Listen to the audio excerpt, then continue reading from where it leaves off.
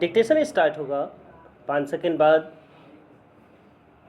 Ready, start. माओवाद से मुक्ति की समय सीमा निकट आ जाने के पूर्व बस्तर में 25 लाख के इनामी माओवादी सरगना पापा राव ने अपने 17 साथियों के साथ जिस तरह हथियार डाले, उसे माओवादियों के इस सबसे बड़े गढ़ में माओवादी हिंसा के अंत का एक निर्णायक क्षण मानना स्वाभाविक है, क्योंकि यह इस क्षेत्र का आखिरी बड़ा माओवादी सरगना माना जाता था।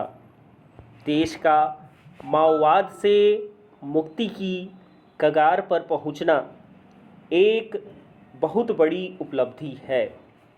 इस उपलब्धि के लिए श्रेय मोदी सरकार और विशेष रूप से गृह मंत्री अमित शाह को जाता है, जिन्होंने यह संकल्प लिया कि एक निश्चित अवधि में माओवादियों को घुटने टेकने के लिए विवश किया जाएगा।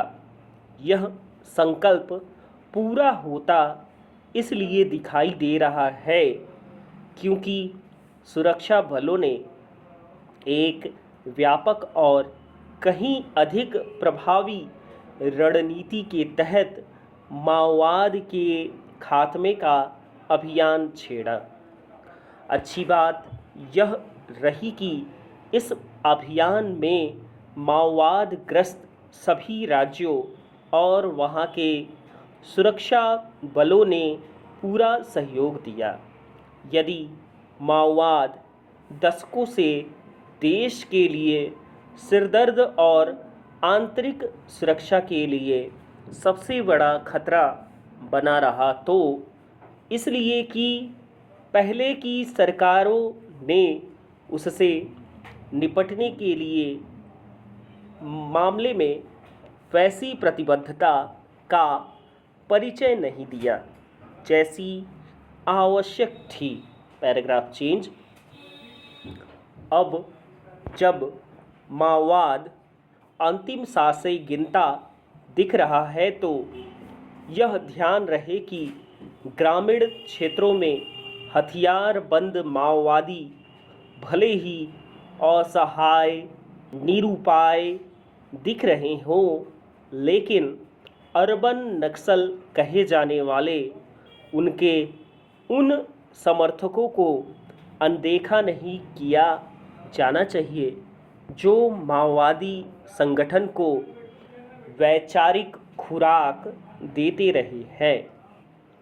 स्पष्ट है कि केंद्र सरकार एवं राज्य सरकारों को हताश, निराश माओवादियों को फिर से सिर उठाने का अवसर नहीं देना चाहिए। यह हिंसक विचारधारा किसी भी सूरत में दोबारा नहीं पनपनी चाहिए।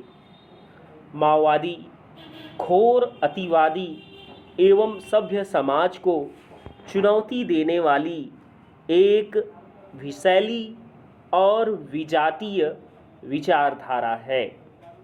स्पष्ट है कि इस विचारधारा का सामना विचार के स्तर पर भी करना होगा। ऐसा करते समय यह भी स्मरण रखना होगा कि निर्धन, वंचित ग्रामीणों और विशेष रूप से वनवासियों के हितों की रक्षा की फर्जी आड़ लेकर पनपी इस विचारधारा को समय समय पर राजनीतिक संरक्षण भी मिला, चूँकि माओवादी भोले भाले ग्रामीण लोगों के हितों के बहाने कमीशनखोरी और उगाही करने वाले गिरोह में तब्दील हो गए थे। इसलिए वे अपने को सशक्त करते चले गए।